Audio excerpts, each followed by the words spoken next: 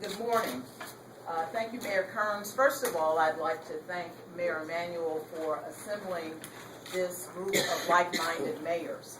Likewise, I think that our presence here and our wide variety, small towns, large cities, medium-sized cities, suburban, urban, evidences the pervasive nature of this problem, and it also evidences, I believe, the complexity of the solution. As much as I am a mayor, and these mayors are mayors against gun violence, we are really mayors for the quality of life in our communities, and that's really what it is about. When you talk about the ban on assault weapons, when you talk about addressing the gun violence in the community, when you talk about looking at ways that you deal with violence in your community, after you take that first step, you have to deal with the underlying quality of life issue. What type of education are students getting? What type of housing is available?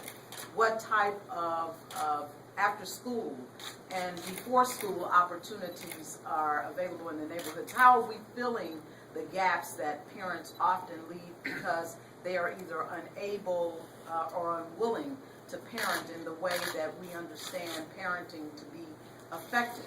And by addressing gun violence, we take that first step that allows us to, at the local, state, and federal level, address so many of the other ills in our society. So I am honored, I am pleased to stand with these mayors. I have called on our governor in the state of Indiana not just to address this from a gubernatorial perspective, but our legislature. But I've also asked our governor to help our chief, our police force, by assigning Indiana State Police officers to the city of Gary to help us to get guns off the streets, to help us quell the violence on our streets, and also to ask Attorney General Holder to look at that programming that came out of the Crime Act of 1994 that led to the